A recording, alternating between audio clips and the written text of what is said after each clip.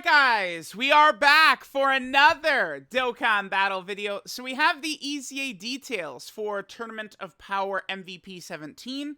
I am hoping that he is going to be very good. But before we take a look at what he's doing, keep in mind that this is not the only major EZA character that's going to be dropping with this guy, right? Now, we're in the Super 17 Dokkan Fest sort of celebration. Unfortunately, MVP 17 is not really a buff to Super 17. We can run them potentially on the Android team together where they could be useful, but unfortunately, this guy is not directly on Super 17's team, and so it's like he is a help if you get these guys, kind of close to each other, on some team, but it's not going to be on Super 17's team. But there is another EZA character that's coming with this guy, and that's this right here. First Form Prime Battle Cell. His EZA is releasing alongside MVP 17, right? And this guy is on the target Goku team, so this guy could potentially help Super 17. We're going to be having a maintenance tomorrow night. And it's from this maintenance where I guess we're going to get the details for this guy, right? They really should have just tweeted this guy's details out with 17 rather than just reveal what he's like in the actual data download. Again, the data download is going to be very late. Typically, data downloads are about 9 to 9:30 p.m. Eastern time for me.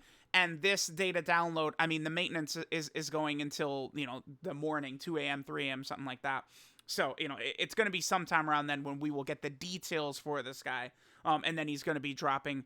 My hope for this cell, and I mean, we really should talk about expectations for like EZA TURs, but my hope is that this guy is just a capable option on Super 17's team, right? Like, matchup dependent is what you want to think about with a lot of these EZA characters. I would like to be able to take this cell maybe against like Dragon Ball Super Broly, right? Since that ends in an AGL phase, this guy's tech, right? Just as long as he doesn't get tagged by Broly's AoE, maybe this guy could help in like the Red Zone Broly fight, something like that. And that really is the way to look at these EZA TURs as well. Because even though these EZA TURs sometimes can be very good, look at Cooler. EZA STR Cooler is tremendous, right?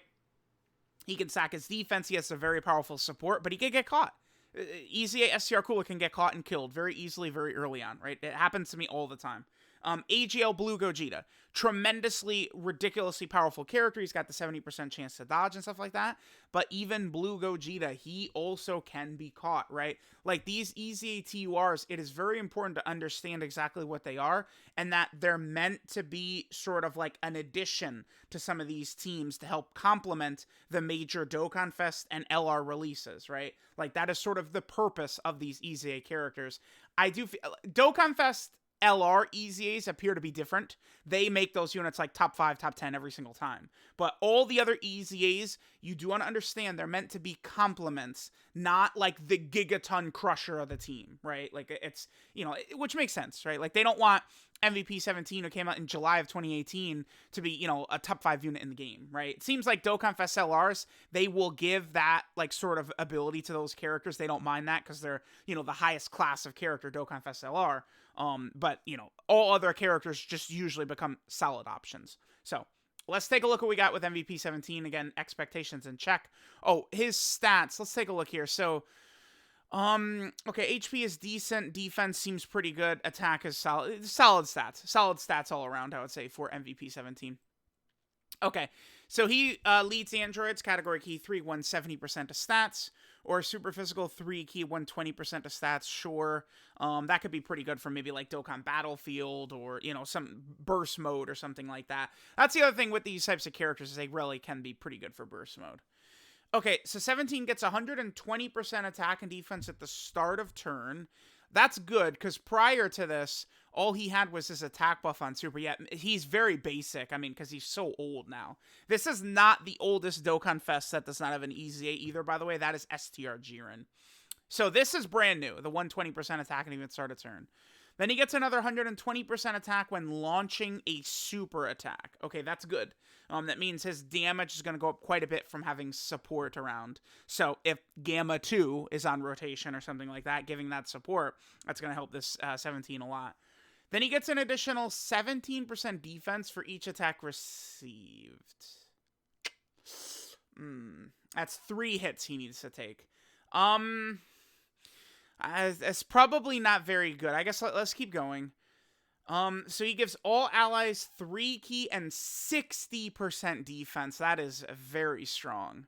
And it's still the same just from when he came out. That's so good. This guy was so good on release. When he originally came out, he was so busted. This is really strong. And it's like, look at these teams, right? This got Battle of Fate and Superhero Defender of Justice, Sibling Bond, Universal Survival Saga. Like, these are teams that need this. This is very good. Let's see how good this defensive ability is, because this shit, dude, it's trash if the character is not versatile and can go in a lot of different slots, right? That's the problem. If you have Vegeta and Trunks or Gamma 1 who need to get hit, it's totally okay, because you're running them in slot 1.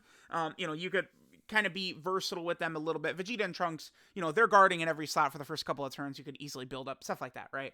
But, like, some of these characters, like the Int Kid Gohan Carnival LR, or the Dokkan Fest Super Saiyan Goku and Vegeta Dokkan Fest LR, those characters need to get hit to be good, but it's out of your control because they can't go in slot 1 or you die. So that's not fun. I would say that is not fun usually. So let's see. He gets 17% damage reduction at the start of turn. Another 40% damage reduction. And all allies get an additional 17% defense if HP is 77% or less. Okay. I do think he's very good. So it's going to be very easy to run this guy with this. He's giving the support, right? And then, damn, was it 70 before? No, it was always 77%. Okay. I mean, it's not the worst. That 77% is not the worst ever.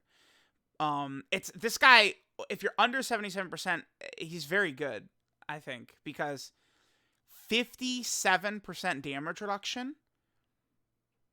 And then this is another buff. So 57% damage reduction and then 77% defensive support.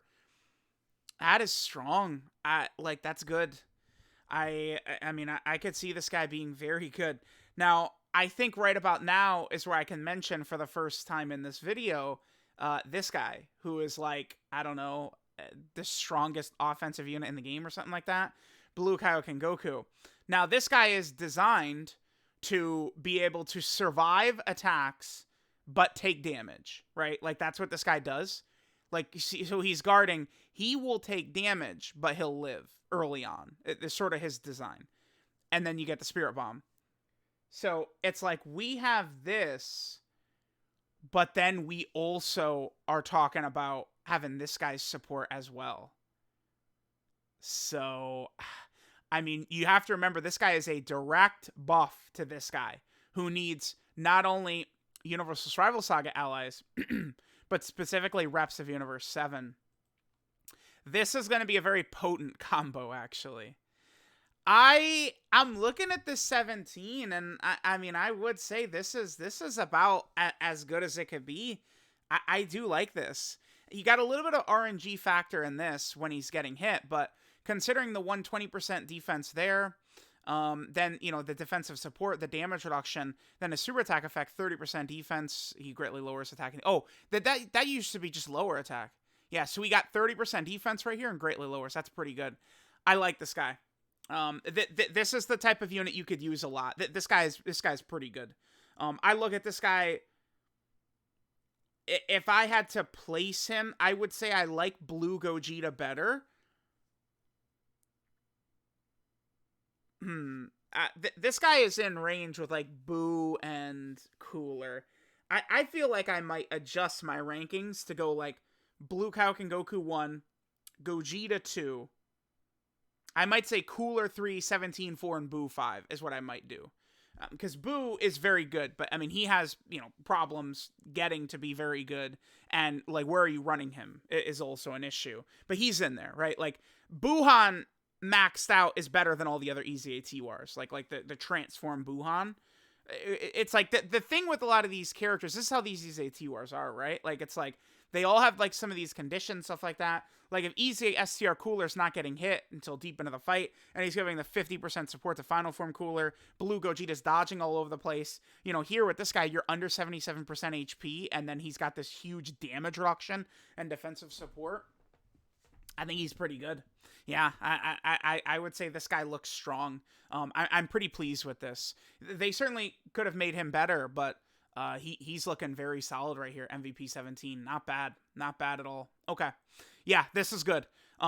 Keep in mind, we very well may be coming up on a Jiren UI Goku dual Dokkan Fest at some point. I would say it's like a crash course towards that.